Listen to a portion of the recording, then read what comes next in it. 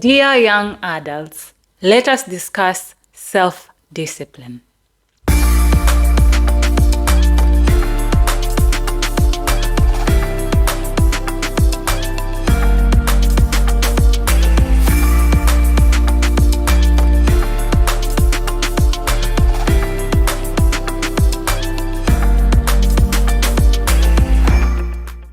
Hello and welcome back to yet another video. My name is Favor Shali and this is Grateful Planet Podcast. So when you hear the word discipline, most of the time you are like cringing. You feel like cringing and you feel like, oh my God, too much work. We feel like discipline has a negative connotation to it. As if we are talking about a chore, we are talking about punishment, doing things that are actually, cringe-worthy. You just hear discipline, you're like, you just want to avoid that word. I've been there, I've done that, but let me tell you something. Self-discipline is the core and the foundation of actually achieving your dreams and going after what you want. It allows you to create the life you desire. If you desire something that you do not have right now, that is if you think about it, you feel like it's way beyond what you have or what you can achieve or something like that. Like it's something, your dream life, you know what I mean? Then you really need self-discipline in your life, because that is something that is definitely going to change your life. Take it from me. And to be honest, I cannot say that I am an expert at self-discipline, but this is something that I am learning constantly. I keep on teaching myself how to get better at it. I keep on reminding myself what I need to be doing when I catch myself sleeping. So let's explore what exactly self-discipline means and how we can incorporate it into our lives as young adults. So without further ado, let's get right into this video. Let's start by defining what self-discipline is. According to Oxford Dictionary, self-discipline is the ability to control one's feelings and overcome one's weakness. I'll repeat. The ability to control one's feelings and overcome one's weaknesses. Let me ask you, why wouldn't you want to be able to control your own feelings so that you can be able to overcome your own weaknesses? I mean, sign me up. If I'm being given a cheat sheet and being told, hey, listen, you will be able to control your feelings and you will be able at the same time to overcome your weaknesses. Why would I not sign up for that? Why would I not want that? The beauty about self-discipline is not about controlling what is outside of you. It's about controlling what's inside of you, what you can control. And if you ask me, it's better to control how you react, how you feel, as opposed to how others perceive things, because it's a losing battle trying to control others. So let's break that down. Controlling your feelings. Sometimes there's some things outside of you that are trying to make you react in a certain way, but you have the power to decide how you'll react. You can sense some triggers, you can know some things, you can feel things coming your way, and then you'll be like, no, I won't react like that. No, I won't give it my power. So self-discipline is about being first and foremost self-aware. I've talked about being self-aware a lot, and I'll keep on talking about it because this is something really important. Self-awareness can help you solve a lot of things, including how you interact with others, setting boundaries, being a people pleaser, etc., even going towards your goals because you know what you want and you know who you are. I'm going to make a whole video about self-awareness. Let me know if that is something you'd like, because I believe I have reached a point in my life where I feel like I am very self-aware and I can teach more about it if you guys are interested in it. And I get it. Self-discipline has that negative connotation to it, and I understand why. I won't lie. I won't sit here and lie that I do not understand why people dislike the word discipline or self-discipline or something like that. Self-discipline involves a lot of sacrifice. You have to sacrifice temporary pleasures. You have to sacrifice instant gratification. you have to sacrifice a lot, and it's like a muscle. You have to exercise it, sacrificing things because you're looking at the bigger picture. It's like you're having goals, okay? You have goals, and you know to get to that goal, you have to sacrifice some things right now in order to achieve the goals later.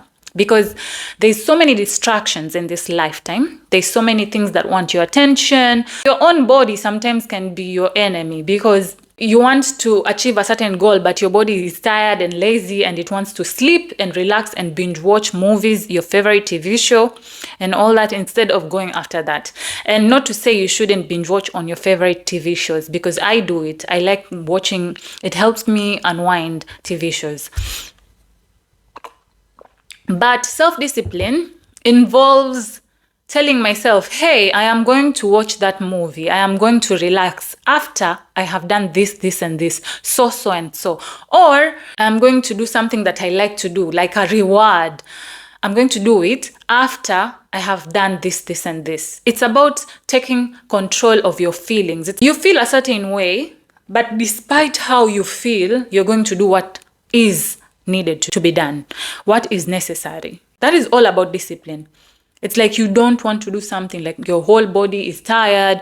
You would rather do something that is quick and easy. But discipline involves you being able to say, you know what? No, even in the face of this resistance, even though I'm feeling like I don't want to do it, I see the goal. I see the goal, and that is what I want to do, and I'm going to do it. Despite feeling like you don't want to do it completely. It's about you having your goals at the back of your head and going towards them, despite how you'll be feeling and all the resistance along the way, including distractions and all those other things. And you have to be aware of your weaknesses. You look at your weaknesses. Everyone has different weaknesses. So knowing those weaknesses and how they affect your feelings. Like for instance, myself, there's some things I was struggling with. Every time I realize, I'm about to do this that is not right, I remind myself, no, you're supposed to stop. Like, go the other direction. It's about being aware, guys. It's about being aware enough to know your weaknesses, aware enough to know how you are feeling, what triggers you. And keeping away from all that stuff and avoiding all that stuff. If it's distractions, if it is temporary pleasures. And I want to give you a term. It's called delayed gratification. So what is delayed gratification? Delayed gratification is under this whole self-discipline thing. It's about resisting temporary pleasures for the long-term goal. Like let's say your goal is to lose weight, okay? So you already know you have to avoid overeating. You're supposed to avoid sugary stuff. You're supposed to try and have a diet that is going to lead you towards your goal of losing weight. But everywhere you go, you see something sweet. You see candy, you see donuts, muffins, ice cream, everywhere, chicken wings. You keep on seeing all these things and you're here, you really want to lose the weight, but everything around you is saying, no, just indulge. So self-discipline will look like, I know in the bottom of my heart, I really want to do this. I really want to eat this. I really want to indulge in this, but my goal is to lose weight in this amount of time. So I'm not going to do it. I am going to delay this gratification.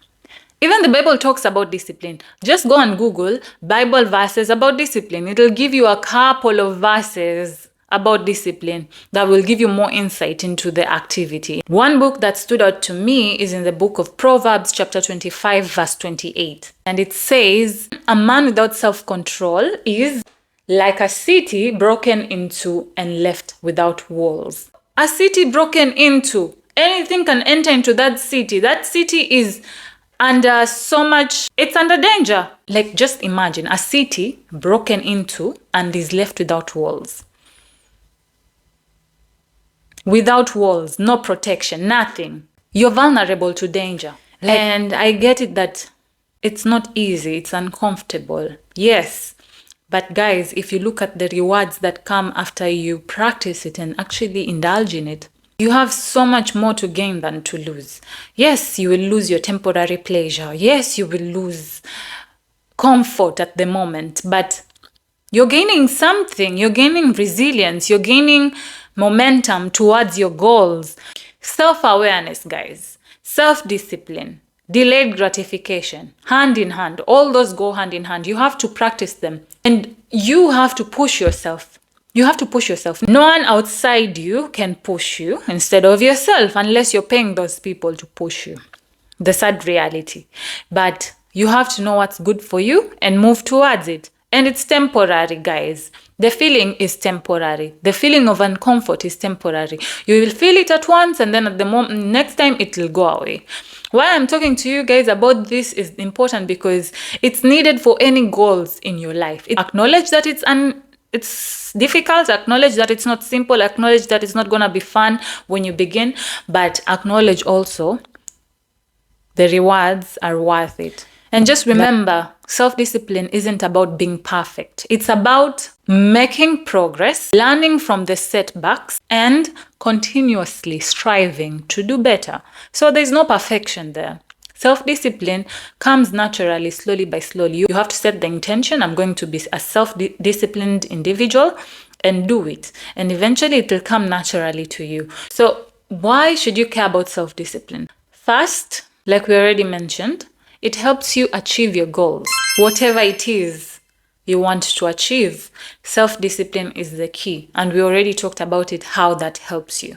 Practice self-discipline in order to achieve your goals. The other benefit is self-discipline boosts our confidence. I can sit here and attest that my confidence has improved because of my level of self-discipline right now.